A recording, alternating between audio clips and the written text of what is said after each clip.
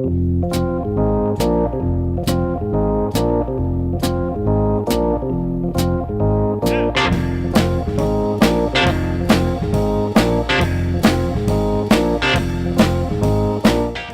to the Two Blokes Chatting radio show on 94.7 The Pulse. Music, interviews, news, and, well, Two Blokes Chatting. Now, here are the two blokes. Rob Cameron is with me in the studio, as he always is at this time on a Saturday morning. Rob, I'm going to let you do the reintroduction of our guest. Yeah, well, a man who needs no introduction, because we had one just before the news. Well, that's true. This is a funny little story of connections, and to me it started off with, I think he might have been a hard-hitting middle-order batsman in the Newtown Sixths, and I knew he had a bit of ABC radio connection, so I reckon it might have been 3 years ago he came in when I was doing a particular radio show at some stage, and we had a chat. We did. About radio life and local cricket and all sorts of stuff, and then a little email popped up the other day, and I find out that hidden behind the life and times of Warwick Hadfield that we know is there's been a musician, and this musician has leapt out now. So we thought we might get in and have a chat on the back of some of the great musicians and artists that Neil has been able to bring onto the show over the last few years. You're working with a few good ones. So officially, good morning to Warwick Hadfield. Good to be here. Nice to see and you sort of in the flesh again. It's about 3 years, I think, ago. Yeah, it would be. I was trying to work it out. Before the pandemic. Yeah. Which, our lives are broken up these days into that, aren't they? But, yeah, so let's do a little bit about re-establishing who you are in Geelong, but very much a part of the ABC Radio National family for a very long time, doing a bit of sport and other stuff. 27 years I've been either full-time or part-time with Radio National now. Started in 1997. Is that right? 27? Well, anyway, I'm not... That'll a long be 26, time ago. A long time ago. 27 years ago. 1997 was the old story. Someone else didn't turn up, so I jumped into the spot. And they must have thought I did okay because they've been asking me back ever since, and they're asking me back again this year to work with Patricia Carvelis on ABC Radio National Breakfast Show. So just making a contribution on the world of sport. Is that mainly your brief? That's my brief now, although I am the quasi-poetry editor as well. We have a poem every Friday morning. It's just, when you do 2.5 hours of hard-hitting current affairs, by the time you get to Friday, you just want to do something to soften it up. So we've been doing some poetry as well. Great people like John Bell from Shakespeare Company coming on and reading some poetry and so on. And it seems to just hit people, just at that time when you're starting to slow down for the weekend. And we got a lot of positive feedback to the first couple, and we've been keeping it going since. The music in you, that's always been there? Yeah, look, I was playing in bands when I was 16 and 17, when I grew up on the Hawkesbury River or in Richmond in New South Wales, and I'm still playing with one person I played with back then. He was at school with me, and we do occasional projects together. In fact, we did an EP, I think about 5 or 6 years ago. And so it's always been there, but since I've quit full-time work and I just now work part-time, I've had this extra amount of spare time, and I've decided to devote it to my songwriting. And it's a skill. It's not a talent. It's a craft. You've actually got to work at it, and you need to learn from people who are better than you, I think, to improve yourself. So that's what I've been trying to do. We always ask this same question to the wonderful songwriters that we've had on, and we've been lucky enough to have a few. Is it music first or words first? Oh, with me, it's more often than not words first. I don't know if it was an autobiography, it was called Never Short of a Word. My dad always said I was never short of a word. So the words the idea seems to come first, and then you just start to get some chords to try and fit it. But a lot of, at the moment I'm writing with a guy called Sam C, we might talk about later, and he's sending me tunes now and saying, come up with some words, and you've got 5 syllables here, you've got 5 syllables there. So with someone like Sam, who is one of the best musicians you've seen, the music comes first. And I think, with the greats like McCartney and those people, and there's a famous story about All You Need Is Love. John Lennon had written the music and he hadn't finished the lyrics until just before they famously did it live to air. And, some BBC producers say, we need the lyrics because we've got to put them up on the screen. He said, I haven't finished them yet. And this goes out and sings this song to the world as if it was minted some time ago. So, I guess it all depends. Sometimes you get an idea for a chord or a sequence of chords in your head, and then you try and make words fit it. But normally with me, it's the words. There was a chap that you just mentioned, a chap called McCartney, who he wrote a song called Scrambled Eggs. Yes. Very early in the piece in 1964, and the first line was Scrambled Eggs, how I love my scrambled eggs, and was never going to sell. So he changed it to Yesterday. All my troubles seem so far away. But again, obviously the music came first for that. Well, that's a great story about that. Was he dreamt it? Yes. And he thought, what's this song? Someone else has already written this, and it was him, So he actually went round to his friend's house and said, have you ever heard this song before? That's right. And if not, I've written it. Have you got his book of lyrics, the best thing that's about yay big, 2 inches thick? Yes, he's putting his fingers up, folks. It's really good radio, no, I haven't. No, it's fabulous. Yeah. As always with Paul McCartney, there's a little bit of history rewriting going on, and sometimes it's a good song. And I think I had that idea. John probably, sort of thing. But anyway, look, it's reading the lyrics and reading why how those stories became songs is always. I mean, he is the best. I guess, Warwick, for a songwriter, and I don't profess to know, only thinking, it would be easier for you to shuffle the words to make them fit the music than shuffle the music to fit absolutely. the words. And that's what the latest way I'm working with Sam is, he's, as I said, this is the melody, these are the chords, make the words fit. And look, I've been a professional writer now for, I don't know how many years, 50 years. And, that's just something that, a skill that you have. I don't know if it's a talent, it's a skill. You just learn how to. I always say that words are like dancing. If you're a good enough dancer, you can take your partner anywhere you like. And I think that's working with Kevin Sheedy writing books, it's always been like that because Kevin's thoughts come out in streams of consciousness. But then you have to. That's all wonderful when you play the tape back, but sometimes you just got to play with it to make it look better in the printed word. We find that quite often with Rob in the studio when when he dances to the songs. What people don't realise when we're on the radio, that he actually, every song we play, Rob gets up and does an interpretive dance. You should have seen him doing when we just had Convoy, folks. Yeah. Quite extraordinary. And I can't wait till the next song comes on, I tell you. No more secrets. Enough. Okay, sorry. Put your shirt now, back on. The words that come out of your head, is some of it lived experience? The song that's doing the rounds at the moment, called The Old River Knows. I have a friend who lives on the river, on the Hawkesbury River, where I grew up in Sydney, and I sort of, we've known each other. We actually got baptised together. That's how far we go back. And I just wanted to write a tribute song to him, and so I just started out, and he lives underneath where Sir Arthur Streeton, who of course was born in Geelong, painted the little monument out at Mount Moriac. That's right. He painted the Purple Noon's transparent might on a hill just above my friend's house. So that's the opening line where the poets come for the Purple Noon. And then it just flowed like a river does, I guess. It just flowed from there. So, So yes, that was I wanted, and look, he had me in tears earlier this week. He's always had it that he wanted to die anonymously, if you like. He was not going to tell any of his friends that he's died. He was just going to, eventually his child would tell us. And he told me this week that he's not going to have anything on his headstone other than The Old River Knows. And that's the name of the song, which was written in his honour. And so that was, he was in Sydney, I was in Melbourne, but there were, or in Geelong, and there were tears though when we both, he acknowledged that. But so look, and then, if you grow up in a farming place, and you grew up in a farming place. So there's Richards in the song very much, but there are other people, all the old farmers that I used to play cricket against on and along the Hawkesbury, and I just used to love it. I used to face a bloke called Pikey Hall. He would have been 65, but he could still make the ball zing. He used to zip it through me 6 balls in a row and then said, "You're not as good as your grandfather." And then they'd go and stand in the slips. There'd be Pikey and Darky, all the other halls, and they'd be talking about the price of collies at the market, And I just thought I was a townie. I grew up in this little town called Richmond, so we were townies, and they were the real people. They were the farmers. So there's an element of all of them in the lyrics to the song, that they have no time for headlines and no need of deadlines, because they're just these guys whose timeliness is the sun and the seasons. It's interesting, a gentleman of your age talking openly about crying. You're clearly in touch with your emotional self. Does that make it easier to write really passionately as well? I think so. I think it does. But as I say, Richard and I go back forever, and we're very, very close friends. And I think you can do that with Richard, but you're clearly able to. Yeah, I think so. I mean, there's some angry songs. There's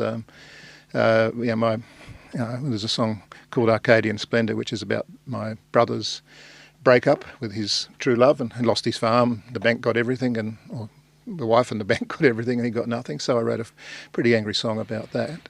So yeah, I guess I can put my emotions into the lyrics and also into the guitar riff that's in that song. So it was a pretty angry guitar riff as well.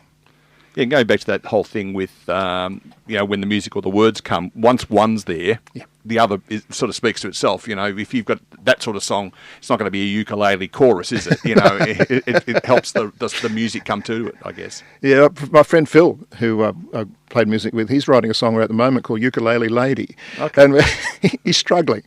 Should he call it Melancholy Baby or Ukulele Lady? Now, I thought Melancholy Baby was better. So anyway, I'm not sure where he's at the moment. I'm no muso, but already I can tell the difference between those two songs from a musical perspective. Warwick, I'm going to ask this question a different way to we've asked others, but we've got some really great answers to this. So have you written your best song yet? Sam's wife said the one that's just out now is the best song that we've done together. So I don't know how to improve on that. And Judy is one heck of a musician in her own right. She was a star in Canada before she came to Australia to meet Sam, and I took that as one of the great compliments that she would say that. But I don't know. Who knows what's next? I'm working on 3 or 4 at the moment, including the one that Sam's got me writing the lyrics for. And because of Sam's CV, Sherbet, Fraternity, John Farnham, you have to expect it's going to be naturally very, very good because, Sam was a founding member of Sherbet. He was in Fraternity and wrote for Bon Scott. A song called Somerville, spelled Somerville.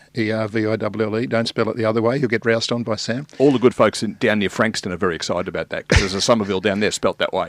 Yeah.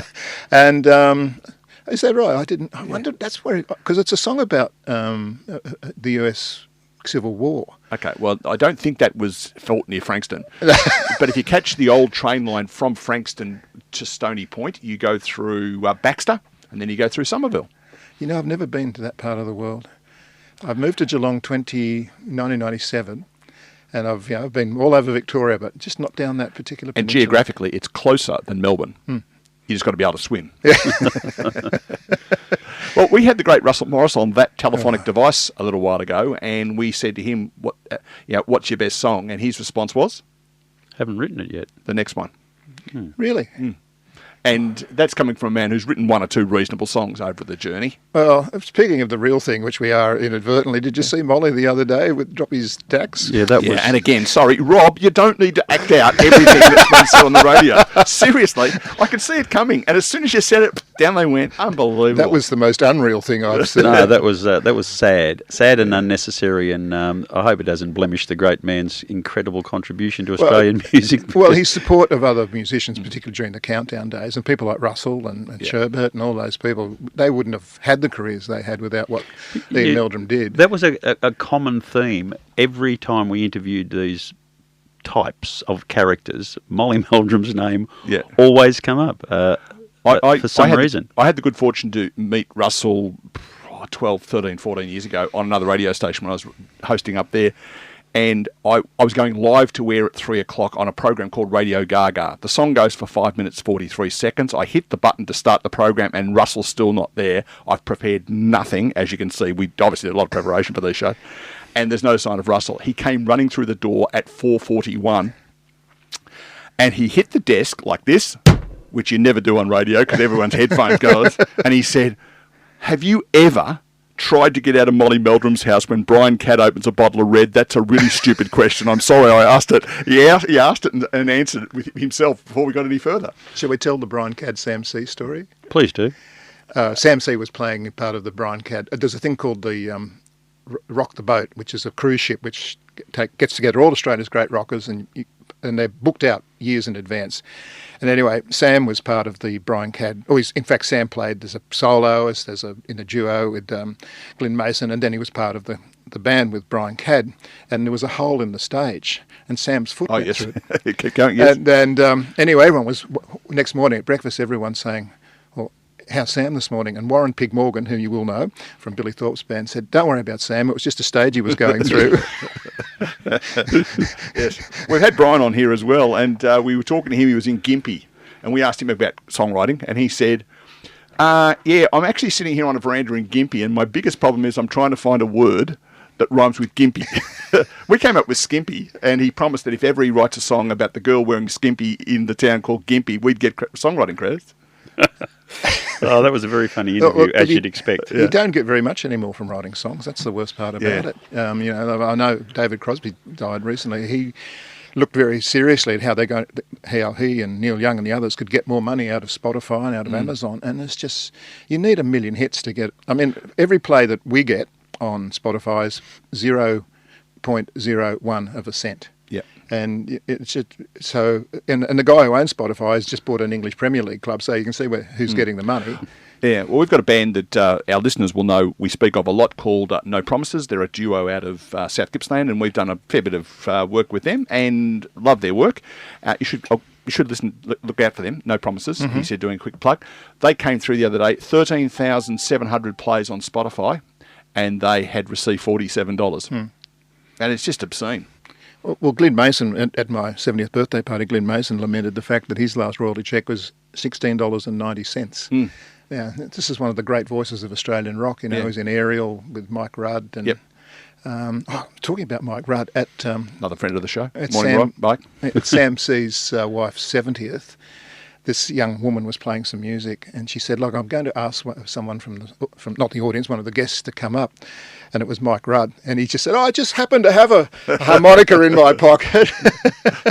And you can guess which song he did. Yeah. And 78 years of age, he lifted the roof. We saw him live at Costa Hall mid last year. Yeah. Just extraordinary. And a ripping bloke, too. Yeah, absolutely. He's one of the great guys, isn't he? He wrote this song about the record industry, and I'll have to just gently paraphrase it. I think they think there doesn't stick.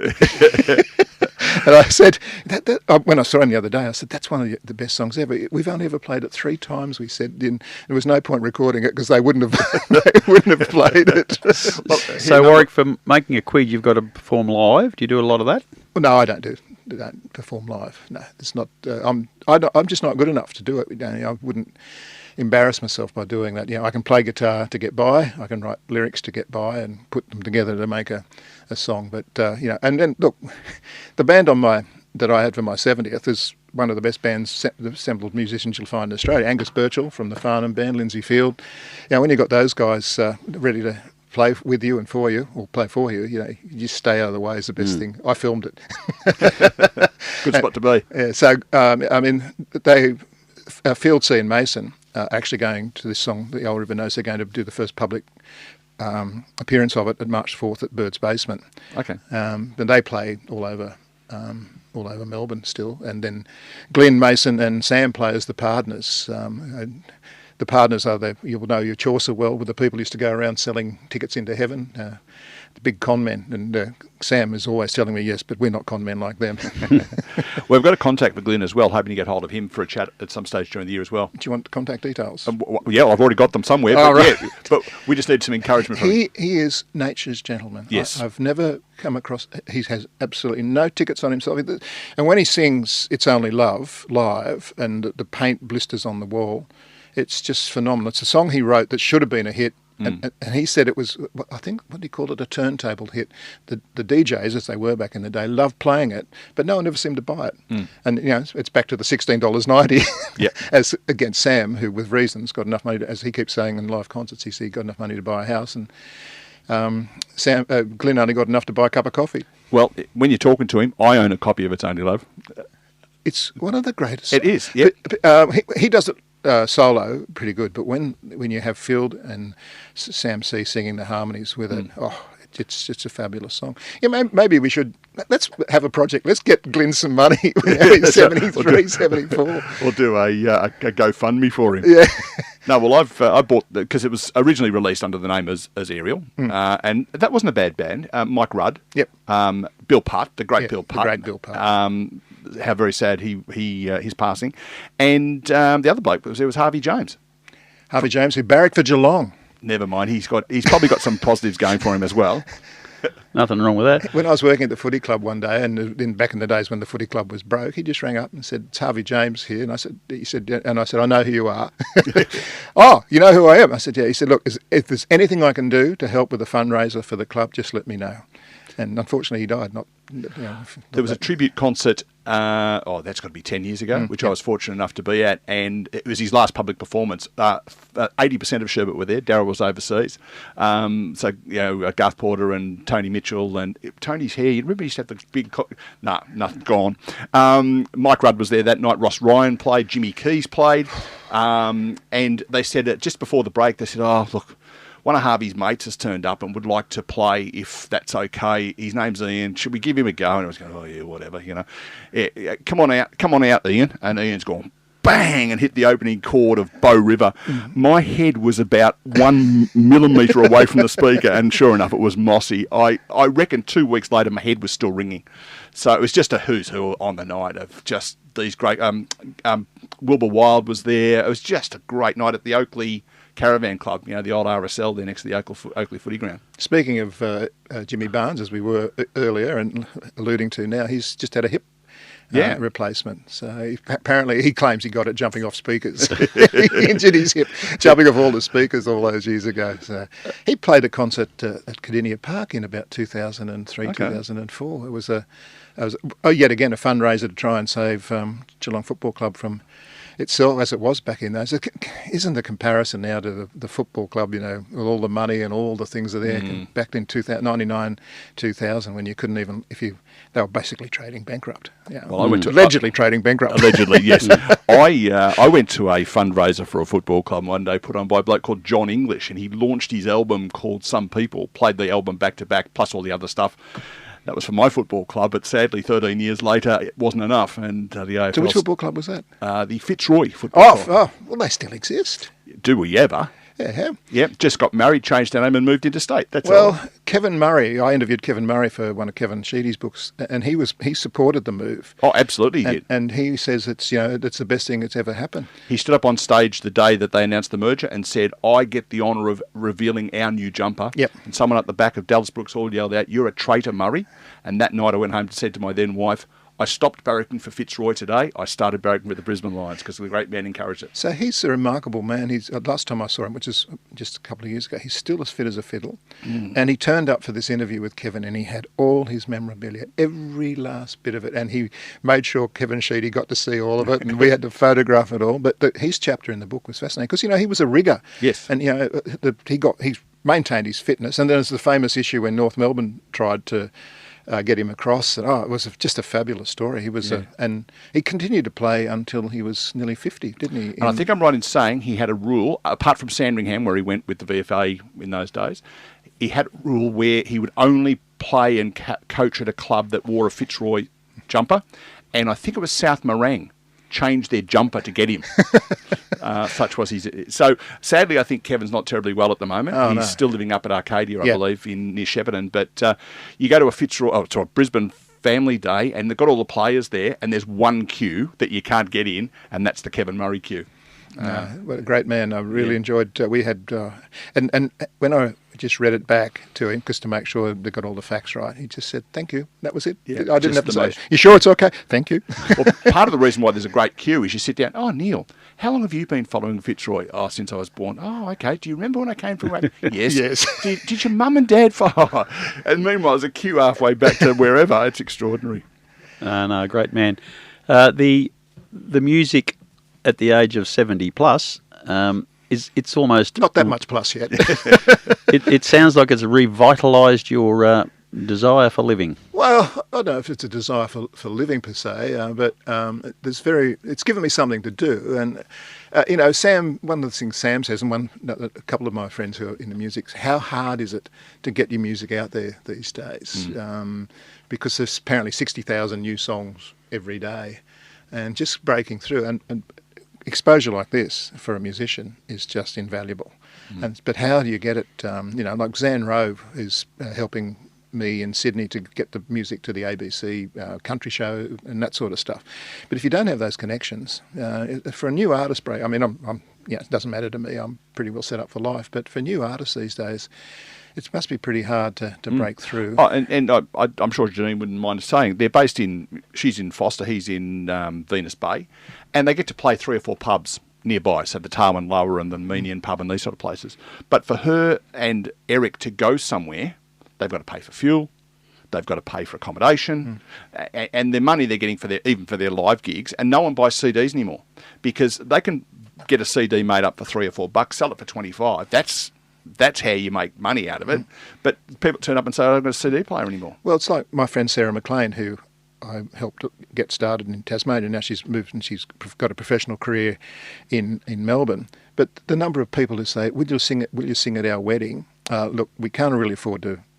If we pay you, we can't have flowers or we can't have something else. But we'll give you free food and wine for the night. Yeah, this is, you wouldn't say that to a plumber or a doctor. Yeah, but this is the way some people think it's okay to treat musos. I'm a great believer in paying musos, and I organised an awful lot of gigs over the years, either for the ABC or otherwise, and always made sure that they got to stay in decent accommodation. And got paid at least something to compensate them for their skill, their talent. I wonder if the Committee of Management of Pulse are listening to this. Good morning, Leo. Yeah, good morning, Leo. Apparently there's some situations where people get paid for their talent. I'm just bringing that up as a conversation topic. You understand? Although we're probably getting paid for our talent. Well and truly. Community radio's importance is never to be underestimated because it's a great training ground for people. It's a great place for people who just love working in radio, don't want the pressure of working in commercial radio and that sort of thing. So. Should you get paid? I don't know, but your value should never be underestimated. I'm a great believer in community radio. Warwick, it's been great catching up with you again, and we probably it's reminded me that seeing you got so much more spare time, maybe a Monday or Tuesday morning a gig and a chat on the front page show that I run here as well. Well, tell me about the front page. What's it all about? Well, we're not really sure because I just make it up as I go along. Well, it's kind of like two blokes chatting with only one bloke chatting. Yeah. But I probably have more guests than we do a bit of. So do you grab the Geelong Advertiser and read from that, or no, definitely not. They listen in, so they've got a front page the next day. That's how it works. We just chat about what's going on, meet some wonderful people. We do a bit of politics, bit of council, bit of local, bit of artistes, like to get musicians and things on. So you probably cover about 4 different sections of the what the show's about. So we'll get you on there one day, hopefully. Well, can I just say thanks for this morning? It's been fabulous and very impressed with your knowledge of music. You're older than you look. That's very kind. That's very kind. That makes me, obviously I'm 98 if I look older than I look. Often when I'm telling people about what I'm doing, and it's someone who's in their 30s or 40s, I realise they have no idea who I'm talking about. I mean, even when you say something like Sherbet or AC/DC even, Bon Scott. Oh yeah, well Bon's been dead unfortunately for a long time, and I love it when I mention a name and your eyes you light up. It's just terrific. Yes, you should check out, for those who don't know about Bon Scott's pre-AC/DC days, look for a song called Seasons of Change on YouTube, and he's playing a recorder with those big fluffy cuffs on. That's extraordinary. There's a big story behind that song too, which we'll talk about another time. How excellent to have met you, Warwick, and nice to meet you, Neil. And we'll have you back another time, I reckon. Yeah, right. I'll be in touch on that. But good to see you again, and it's great that you are getting to live a passion, I suppose, which is really good. Well, thanks. It's just been fun the last little while, and I don't know if Sam's listening, but he's been an incredible boost to my life in the last couple of years. It's been fantastic. And if he's not, good morning, Sam. The really good thing is people can go to the YouTube channel, the Two Blokes channel YouTube channel, some stage the next day or 2 or 3 when I get round to editing it, and you'll be able to, you can share it on your page. Are we on...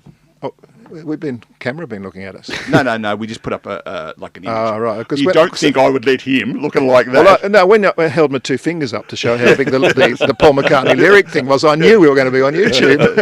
Absolutely. Warwick, Hadfield, thanks so much. Thank you very much, Neil.